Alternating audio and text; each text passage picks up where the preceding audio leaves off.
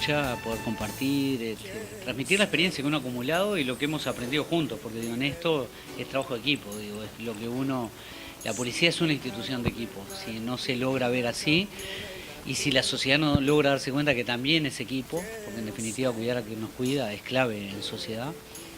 Es relevante difundir y que se conozca lo que es la policía, con sus particularidades, con sus debilidades, con sus fortalezas, con lo que implica ser policía y no encerrarnos en la burbuja de lo que se nos ha instalado a lo largo de la historia, pues si bien se habla de la policía profesional, todavía estamos en camino de lograr entender qué es la policía, digo, cómo funciona, cómo trabaja, su vinculación con el poder policial, con la fiscalía, no solo con las normas, sino con la realidad de la gente, porque estamos todo el día participando activamente en las vidas de las personas y habitualmente en las historias tristes de las personas, en las cosas que nos pasan, que nos duelen, desde una rapiña, un homicidio, un hurto, la afectación de tu patrimonio, digo, y eso es clave, no es un tema menor, es algo que nos lleva, que incluso recalienta la economía doméstica, cuando uno se pone a pensar en un hurto, algo que parece daño una puerta, te rompen la cerradura, y a veces no nos cuestionamos que si te pasó un feriado, un fin de semana, el cerrajero te va a cobrar más. Y si vos tenés un sueldo, como tenemos la gran mayoría de los uruguayos, corto, probablemente te complique la vida y tengas que pensar en ver cómo complemento ese dinero que gasté en eso para poder llegar a fin de mes. Y más de uno después termina en una calecita, una financiera, pidiendo unos pesos, pidiendo prestado para poder llegar. Entonces digo, la seguridad es clave y hay que trabajarla en todo sentido. No queda más remedio, ¿no? Entonces ahí es la alegría de decir que se está haciendo, lo disfruto mucho y es un reconocimiento a ustedes en ese sentido, ¿no? Creo que mostrar otra realidad habla muy bien y nos tiene que unir y acercar porque creo que es el camino. Yo creo que, digo, primero que nada tenemos que conocer las normas que nos regulan, digo, cómo estamos parados para desempeñarnos. En esta administración en particular ha habido una enormidad de cambios, incluso del punto de vista de la denominación de los grados y la disminución de la cantidad de grados. Hay reglamentos vigentes que decían que determinado grado hacía tal tarea. Hoy cambiaste la denominación, hay menos grados, hoy no sabemos qué tareas tiene que desempeñar un determinado grado en la lógica del desempeño de la policía, ¿no? Ese es un punto, es decir, bueno, ¿dónde estoy parado? ¿Cuál es la norma que me regula para saber cómo pararme, para tener todas las garantías, no solo para el desempeño de mi función, sino también para el servicio que le brindo al ciudadano? Digo, está en la tapa del libro. Hay lugares donde se sigue con el modelo viejo, de repente vos te encontrás con que históricamente un oficial ayudante o ayudante cumplía tareas administrativas porque no tenía la experiencia acumulada como para desempeñar tareas más operativas, más de calle. Y parecía coherente, más allá que uno lo sufría porque querías hacer más, pero ese es el chip que de alguna forma nos impusieron a lo largo de la vida policial, que es la alegría de estar a cargo de. Y cuando uno se distrae, no se da cuenta que está afectando su servicio, no está cumpliendo adecuadamente con su tarea y está generando responsabilidades que van mucho más allá de lo que a uno de repente le toca, tiene capacitación, formación, y ahí es donde hay que marcar la cancha, ahí hay que decir claramente, no, yo, mi grado es este y yo no tengo la formación para desempeñar esto. Y suponiendo que te lo digan, que se documente. Después no es que tengo que generar un reclamo para pedir los puntos por el desempeño de la tarea y después va a venir alguien que te va a decir que la ley dice un grado superior, pero en realidad te están hablando de un grado, el que sigue, y otros entienden que es el cargo y otro, y algunos les dan los puntos, otros no se lo dan. Eso lo vivimos a lo largo de la carrera. Es delegación automática, no hay duda. El comisario se va, el subcomisario se hace cargo. El subcomisario no está, el que le sigue en jerarquía se hace cargo, pero es una delegación automática para mantener vivo el servicio. Pero eso no quiere decir que vos me dejes a cargo en forma permanente, por ejemplo, una unidad. Si yo soy cabo, soy sargento y me dejas a cargo una unidad, hay herramientas que por mi formación yo no voy a tener.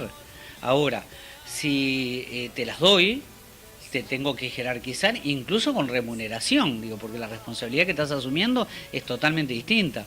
Pero a su vez las garantías que le brindo a mis subordinados, la experiencia que puedo tener acumulada en un procedimiento, un allanamiento, un operativo en la ruta, cosas que uno cree que puede y en definitiva después lo sentís como una debilidad y cuando llega el problema, y si es un problema administrativo, bueno, se podrá resolver de una manera distinta, pero si eso se transforma en un problema que trasciende y llega, por ejemplo, a la justicia penal, ahí se empieza a discutir tu libertad. Y después podés tener repercusiones desde el punto de vista patrimonial si termina en un tema civil. Bueno, yo creo que eso merece que todos los que se desempeñan como policías tengamos claro para dónde vamos y cómo vamos y qué es lo que debemos de alguna manera reclamar para que nos vaya mejor en nuestra labor, porque en definitiva es que le vaya mejor a la ciudadanía. Yo creo que eso es clave. Y si no nos paramos así, vamos a mantener andando una estructura que tiene un diseño bastante caótico a nivel nacional, o sea, un diseño para la capital, un diseño para la zona suburbana, un diseño para la zona rural. Deberíamos pensar así, pero en realidad lo que nosotros tenemos es un departamento que de repente se cambia toda la dinámica de funcionamiento en el interior del país, con la misma cantidad de personal, se le generan nuevos servicios. Me acuerdo cuando planteaban en su momento, no, hay que tener más seccionales para poder abarcar y tener controladas las zonas, en vez de 24 vamos a hacer, no sé, 30. Y sí, es una linda idea, pero que cuando uno la aterriza y la lleva a la práctica, preciso una persona que esté a cargo de la unidad, gente que esté atendiendo la radio, gente que esté atendiendo el público, gente que genere un determinado cuidado. Sacaste gente de lo que podría ser la patrulla, el estar en la calle, capaz que de repente hay que tener menos y tener mejor despliegue, pero todo eso tenemos que conversarlo y trabajarlo, porque a veces aparecen esas ideas de ilustres expertos desconocidos, como le llamo yo, que no toman en cuenta la mirada del policía, de la práctica, la experiencia del jerarca, y a veces se resuelve solo políticamente. Y el político desempeña una tarea legítima, pero no son expertos en la materia. Debe tener la humildad de reconocer, estudiar y conformar equipos que lo acompañan. Digo, y no es simplemente por afinidades o por cuota política o por amistad, sino decir, bueno, ¿dónde estamos parados y hacia dónde vamos? Y discutirlo. O sea, ¿qué necesita la policía? Bueno, yo necesito un policía que esté atento, que descanse, que cobre, que no tenga preocupaciones en su casa, que pueda volcar su mejor energía, que tenga capacitación permanente, que se evalúe si está desempeñándose bien en la unidad. Si le faltan recursos, o sea, no puede venir un ciudadano a una seccional y que el titular le diga, lo que pasa es que yo no tengo vehículos. Sí, genial, las seccionales donde se cambió el paradigma ya no son la que responde titularme con la titularidad de la respuesta. Hay una dinámica distinta estructurada en el departamento, por lo tanto las divisiones se van a hacer cargo de lo que es la parte más operativa. Entonces, ese comisario le tiene que decir, yo tengo un vehículo que está destinado a esto. Lo demás responde esta unidad, y tiene que formar e informar al ciudadano. Si no, vos te vas con una imagen de no tienen nada y después escuchás que tienen un montón. Entonces, se empiezan a generar contradicciones que en realidad generan molestias, enojos, y una imagen de la policía que creo que empieza a no ser justa hacia quien la desempeña con cariño y con la humildad necesaria, porque es una tarea que hay que sacarse el sombrero, que uno cuando se critica a la policía hay que vivirlo, hay que entenderlo, digo, ¿no? Que la gente a veces sus frustraciones las canalice y sea en ese operador que es el que tiene que mantener el orden, el que tiene que cuidarte, el que tiene que llegar rápido, el que tiene que estar cuando la gente te necesita, la cercanía y la inmediatez. O sea, esas son dos palabras claves en la función policial y nosotros lo perdemos de vista. Digo, eso realmente te inquieta, te preocupa, te molesta, te da bronca a veces porque vos sentís que se puede hacer y que se distraen en cosas muy macros, o sea, vamos y venimos, vamos a atacar el narcotráfico allá arriba, porque si atacamos arriba a las grandes estructuras del crimen organizado, el abajo se complica. Después se dieron cuenta que el abajo creció un poquito y ya no son brazos gordos, son brazos gorditos que dominan zonas y luchan para tener el poder. Genial, ahora vamos a atacar el abajo. Bueno, vamos a trabajar en serio, vamos a atacar el arriba, vamos a atacar el abajo, vamos a ver cómo impacta acá, cómo impacta allá, cómo repercute eso en el estadio, en el barrio, Eso lo tenés que manejar y tenés que vincular otros actores, el Ministerio de Desarrollo Social, obviamente el INAU, Presidencia, Ministerio de Salud Pública para ver cómo te cuidan cuando te pasan cosas. Ese tipo de tareas las tenés que tener. Digo, entonces, no es solo el trabajo policial puro, el uniformado, sino todo lo demás. Si vamos a hacer una transición en las cárceles con los operadores penitenciarios y los policías, bueno, ¿cómo van a ser las reglas de trabajo? Son estatutos distintos, pero vas a un hiper, a un establecimiento tipo de grandes extensiones, pues ahí tenés trabajando juntos de repente policías y guardias de seguridad, estatutos totalmente diferentes, y ante un hecho delictivo, la forma de reaccionar va a ser distinta, y eso puede afectar a la gente, y ni que hablar la seguridad de los propios operadores que van a brindar ese cuidado. Y lo vimos en Leyén, no hace mucho, donde el guardia de seguridad corre hacia donde estaba saliendo el público. Entonces en tu entrenamiento deberías alejarte del público para que no genere un daño, porque en la toma que se ve, cuando él corre, vemos una bala que pasa un vidrio y veía gente saliendo. Entonces, capaz que hay que prepararse distinto, pero también capaz que no hay coordinación adecuada con la autoridad policial para ir a levantar una remesa tan grande como esa, que era cerca de $1.000.000. ¿Y qué tipo de personal llevo? Capaz que para eso tengo que llevar personal distinto, con una formación, estado físico y todo lo demás, distinta a esa realidad, que no es lo que vimos en las imágenes. Entonces uno se cuestiona esas cosas. Y pasa lo mismo con los policías, porque no hay nada nuevo en esto. Acá no se descubre la pólvora. Yo me acuerdo cuando estaba en la primera, mandaron, sacaban personal de donde rascaban abajo las piedras y aparecía gente y había que mandar a patrullar. Y me acuerdo que sacaron gente de lugares donde, por ejemplo, la panadería policial, donde las personas que estaban ahí no solo hacía años que no estaban en las calles, sino que su estado físico no era mejor. Entonces en la Ciudad Vieja son las vereditas medias angostas, y si vos tenés una persona obesa, por ejemplo, no la podés poner a patrullar.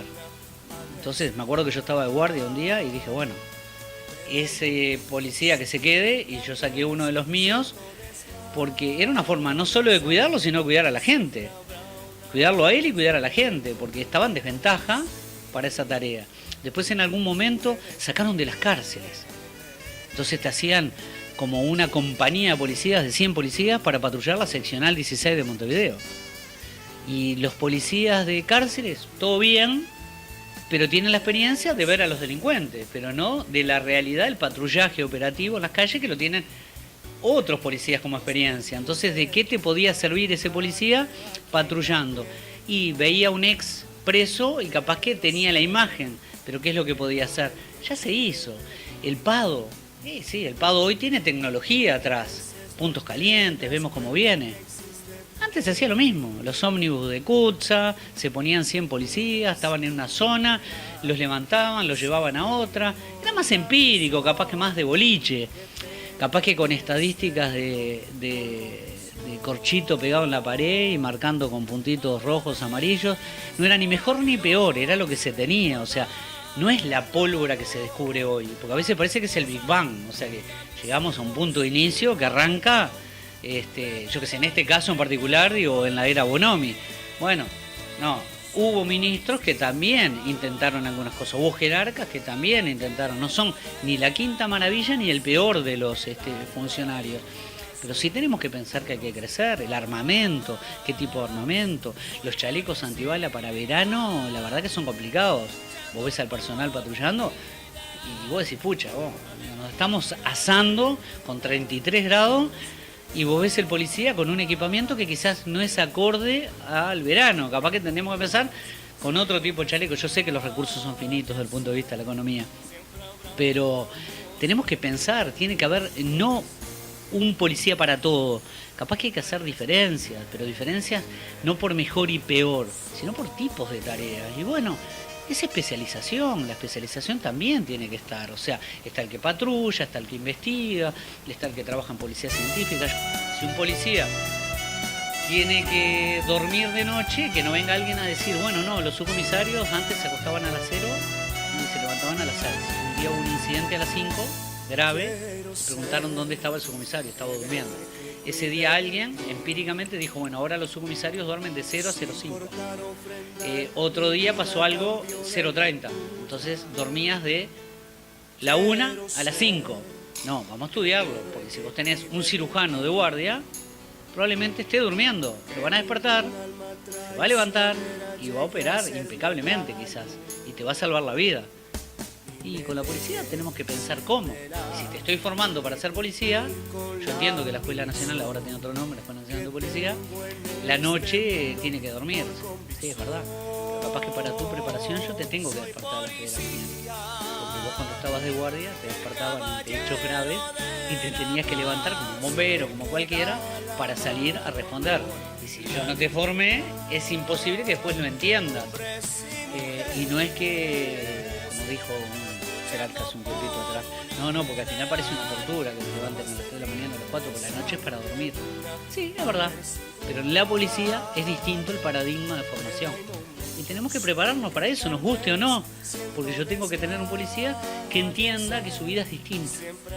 Nos duele, lo sufrimos y sí, pero los que lo somos, lo disfrutamos. Porque es lo que sentimos.